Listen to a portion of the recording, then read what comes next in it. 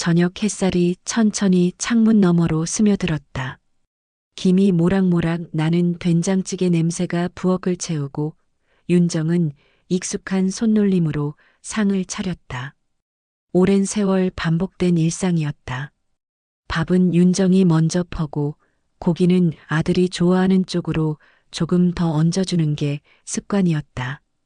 그녀는 늘 그랬다. 아들을 위해, 가족을 위해. 식탁에는 도연과 수진이 나란히 앉아 있었다. 노트북 화면에는 여행 사진이 떠 있었다. 바다, 호텔, 렌트카. 윤정은 그 화면 속 반짝이는 풍경을 바라보며 작은 기대를 품었다. 오랜만에 같이 가면 좋겠네. 그녀는 조심스레 말을 꺼냈지만 대답은 생각보다 차가웠다. 어머니는 가족이 아니잖아요? 찰나의 정적. 숟가락이 그릇에 부딪히는 소리만 들렸다. 윤정의 시선이 천천히 밥그릇으로 떨어졌다. 수지는 아무렇지 않게 웃으며 말을 덧붙였다. 아, 그러니까 이번엔 저희끼리만 가보자는 뜻이에요. 하지만 이미 말은 돌아오지 않았다. 윤정은 잠시 고개를 끄덕였다. 그 표정에는 분노도 억울함도 없었다. 다만 오래된 무언가가 툭 마음속에서 끊어지는 소리가 들렸다. 그녀는 자리에서 조용히 일어나 부엌으로 향했다. 물소리가 흐르고 그 위로 가족의 웃음소리가 멀게 들렸다. 윤정은 흐릿한 창문에 비친 자신의 얼굴을 바라봤다.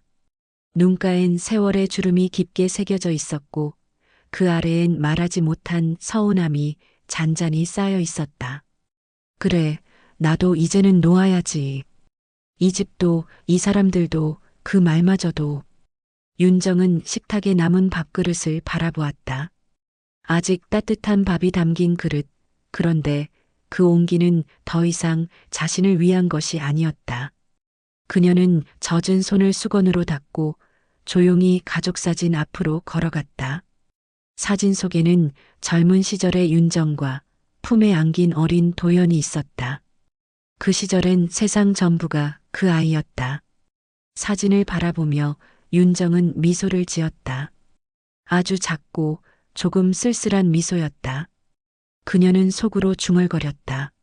그래, 나도 이제 내 인생 좀 살아야지.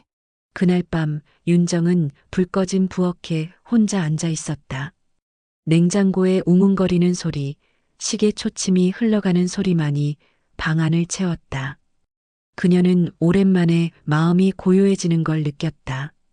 아무도 자신을 찾지 않는 그 고요 속에서 윤정은 비로소 결심했다. 내일은 은행에 들러야겠다고. 이른 새벽 해가 뜨기 전에 집은 고요했다. 거실의 시계는 5시 10분을 가리키고 있었다.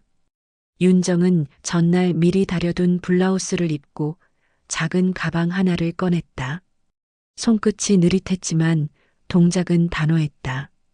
그녀는 몇 장의 서류를 넣고 낡은 통장을 꺼내 들었다. 가족이 떠난 지 사흘째 되는 날이었다. 문 앞엔 아직 그들이 떠날 때 신던 슬리퍼 자국이 희미하게 남아 있었다. 윤정은 잠시 그 흔적을 바라보다가 신발을 신었다. 그녀의 얼굴에는 후회도, 분노도, 미련도 없었다. 오히려 긴 시간 준비된 작별처럼 고요했다. 택시가 도착하자 윤정은 천천히 현관문을 닫았다. 이제 정말 끝이네. 그녀는 혼잣말처럼 중얼거렸다. 문은 찰칵 소리를 내며 잠겼다.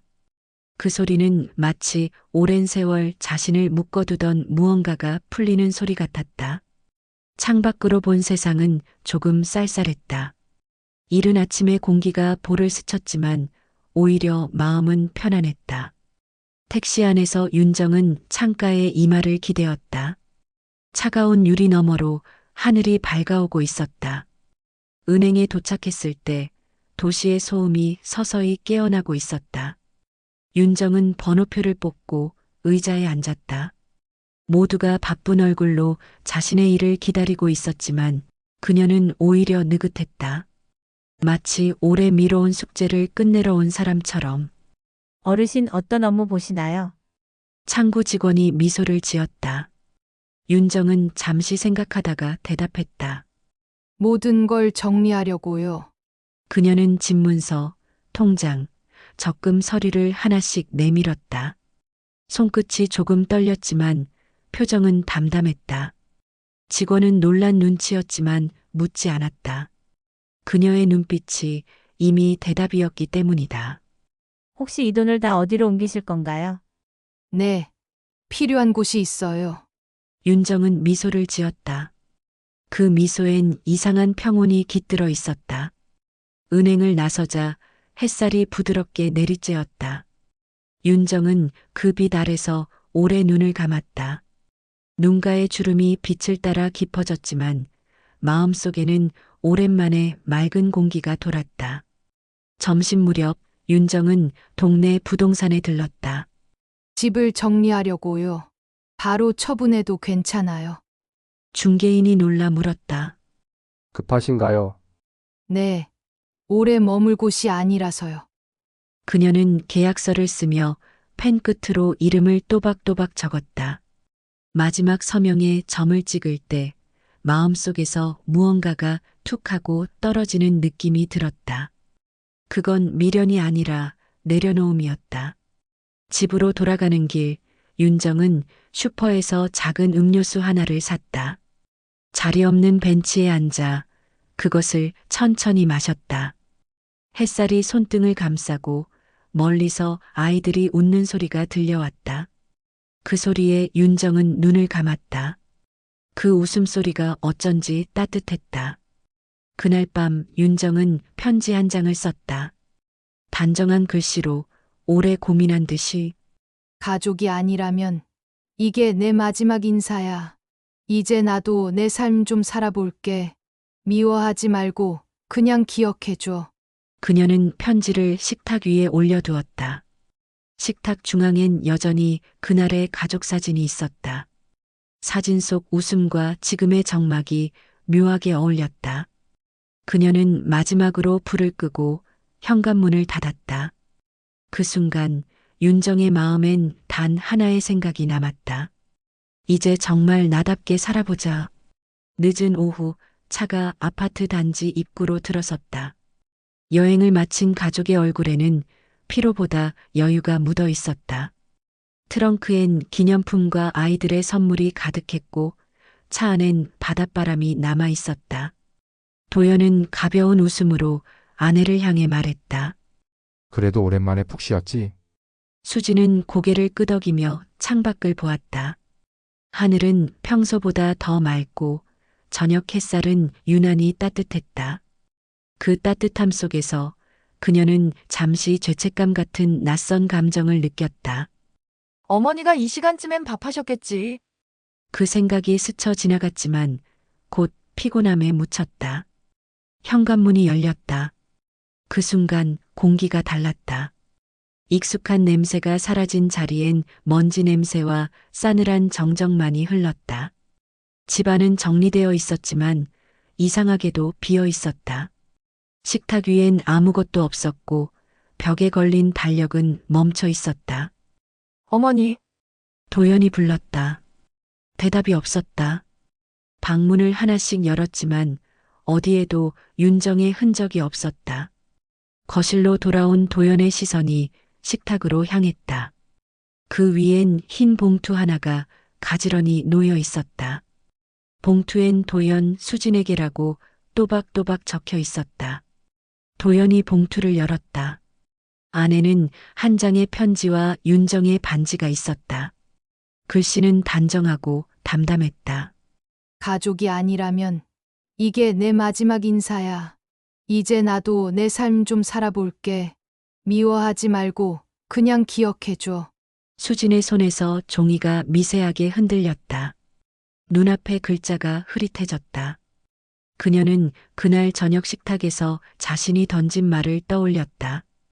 어머니는 가족이 아니잖아요? 그때는 아무렇지 않게 말했지만 지금 그 말은 바늘처럼 가슴을 찔렀다. 도연은 서랍을 열어보았다. 서류들이 정리되어 있었고 통장과 집문서가 사라졌다. 모든 게 정리된 뒤였다. 이건 충동이 아니라 오래 생각한 결심이었다. 수지는 식탁에 앉았다. 윤정이 앉던 자리였다. 그 자리는 여전히 따뜻할 줄 알았지만 이미 식어 있었다.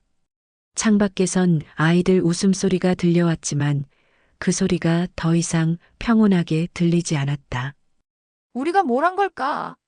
수진의 목소리는 속삭임처럼 작았다. 도연은 대답하지 못했다. 그는 오직 테이블 위의 편지만 바라보았다. 그 종이는 너무 가벼워서 손끝만 닿아도 흔들렸다. 하지만 그 안에 담긴 말의 무게는 그 어떤 짐보다 무거웠다. 밤이 되자 집은 여전히 조용했다. 냉장고 안엔 며칠 전 윤정이 만든 반찬이 고스란히 남아 있었다. 뚜껑을 여니 된장의 향기가 퍼졌다. 그 향기 속엔 윤정의 손끝 온기가 남아 있었다. 그제야 수지는 울음을 터뜨렸다. 아무 소리도 내지 못한 채 숨을 삼키며 울었다.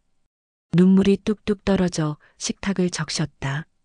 거실 불빛이 꺼지고 남은 건 편지 한 장과 그 옆에 놓인 반지 하나뿐이었다. 은빛 반지가 조용히 빛났다. 마치 윤정이 여전히 그 자리에 있는 것처럼. 다음 날 아침 집은 이상할 만큼 조용했다. 창문 틈으로 들어온 햇빛이 편지 위를 스쳤고 하얀 종이 위 윤정의 글씨가 선명히 보였다. 도연은 밤새 잠을 못 잤다. 눈가엔 피로가 가득했고 수지는 계속 식탁에 앉아 있었다. 냉장고 안엔 윤정이 남긴 반찬이 아직 그대로 있었다. 그걸 버리지 못한 채 두 사람은 차에 올랐다. 도연은 핸들을 잡으며 작게 말했다. 엄마가 정말 가신 걸까? 수지는 대답하지 않았다. 대신 윤정이 자주 다니던 시장, 은행, 부동산을 찾았다. 어디서나 사람들은 비슷한 말을 했다. 그 어르신요? 며칠 전에 오셔서 다 정리하셨어요. 도연의 손이 점점 세게 핸들을 쥐었다. 엄마가 왜 이렇게까지? 그의 목소리가 흐려졌다. 시간이 지날수록 수진의 속이 조여왔다. 말없이 창밖을 보던 그녀의 눈에 시골버스 시간표가 보였다. 윤정이 떠났던 그날 아침 택시기사의 기록을 경찰을 통해 확인하자 행선지가 드러났다. 용천리 노인복지센터 근처. 그 이름이 낯설게 느껴졌다. 도시의 끝자락, 논밭이 펼쳐진 그곳. 두 사람은 차를 몰고 몇 시간을 달렸다. 창밖으로는 가을볕이 길게 누워 있었다. 시간이 지날수록 말이 사라지고 차 안에는 숨소리만 남았다. 마을 입구에 도착했을 때 해가 기울기 시작했다. 허름한 표지판에 옹기마을 공동주거 공간이라는 글씨가 보였다. 낡았지만 깨끗한 그 공간, 마당에는 노인들이 빨래를 널고 있었다. 한쪽에서는 아이 둘이 고양이를 쫓으며 웃고 있었다. 수지는 창문을 내리고 그 풍경을 잠시 바라봤다. 그녀의 가슴이 묘하게 뜨거워졌다. 여기 같아. 그녀가 조용히 말하자 도연이 고개를 끄덕였다. 차를 세우고 문을 열자 흙 냄새와 따뜻한 국 냄새가 섞여 들어왔다. 멀리서 하얀 앞치마를 한 윤정이 보였다. 그녀는 몇몇 노인들과 함께 식탁을 정리하고 있었다. 햇빛이 그녀의 어깨 위로 내리쬐며 그 모습을 따뜻하게 감쌌다. 수지는 그 자리에 멈춰섰다. 가슴이 뛰고 눈이 시렸다. 도연이 작게 숨을 내쉬었다. 엄마다. 윤정은 아직 그들을 보지 못했다. 하지만 그녀의 미소는 예전보다 훨씬 편안해 보였다. 그 표정을 본 순간 수진의 눈물이 흘러내렸다. 그녀는 한 발 한 발 걸음을 내딛었다. 아직 한마디도 하지 못했지만 그녀의 마음속엔 단 하나의 말만 남아 있었다. 어머니 미안해요. 윤정은 마당 한쪽에서 국솥을 저었다. 김이 피어오르며 공기 속으로 퍼졌다. 그 향기는 따뜻했고 오랜만에 그녀의 손끝이 살아있음을 느끼게 했다. 그때 멀리서 차가 한 대 멈췄다. 낯선 기척에 고개를 든 윤정의 눈이 잠시 흔들렸다. 햇빛에 눈이 부셨지만 그 얼굴은 오래 기억해온 얼굴이었다. 도연이 먼저 다가왔다. 한참을 말없이 바라보다 겨우 입을 열었다. 엄마, 윤정의 손이 잠시 떨렸다. 숟가락이 솥 안으로 떨어지는 소리가 났다. 그녀는 천천히 다가왔다. 수지는 고개를 숙였다. 눈물로 얼룩진 얼굴, 떨리는 손끝. 그녀는 울먹이며 말했다. 어머니 죄송해요. 진심으로요. 윤정은 한참을 아무 말도 하지 않았다. 그저 그녀의 얼굴을 오래 바라보다가 조용히 손을 들어 수진의 어깨를 감쌌다. 그 손길은 따뜻했고 그 안엔 말로 다 할 수 없는 용서가 있었다. 다 괜찮아. 사람이 사는 게 다 그런 거지.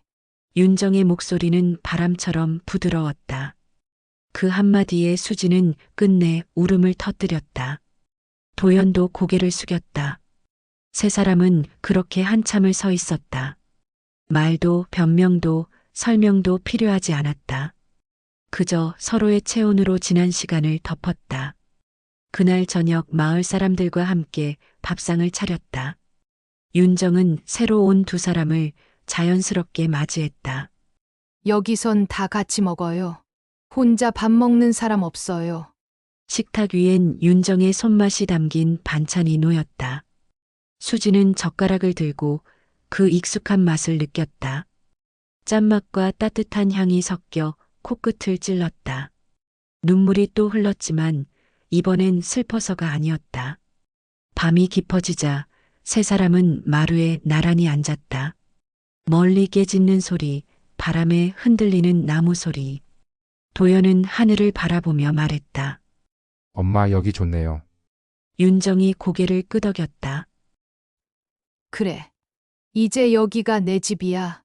수진이 살짝 미소를 지었다. 우리 자주 올게요. 윤정은 잠시 그 말을 들은 뒤 천천히 대답했다. 그래. 그냥 가족처럼 지내면 되지. 바람이 불었다. 하늘엔 별이 떠 있었고 그 빛이 세 사람의 얼굴 위로 고요히 떨어졌다. 그날 밤 윤정은 오랜만에 편안히 잠들었다. 그녀의 꿈속엔 젊은 시절의 자신과 어린 도연이 있었다. 그리고 멀리서 수진이 웃고 있었다. 가족이란 피가 아니라 마음으로 이어진다는 것. 그녀는 그 진리를 이제야 온전히 이해했다.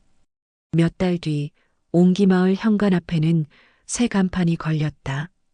옹기마을 함께 사는 집. 그 아래엔 윤정의 글씨가 있었다. 수지는 아이들과 함께 주말마다 마을을 찾았다. 도연은 이웃 어르신들을 위해 버스 운전을 도왔다. 윤정은 여전히 국솥을 저으며 아이들에게 밥을 나누어 주었다. 햇살이 부엌으로 들어올 때마다 그녀는 가끔 속삭였다. 이제야 진짜 가족 같네. 그 목소리는 조용했지만 그 안에는 평생의 외로움을 녹여낸 따뜻한 온기가 담겨 있었다.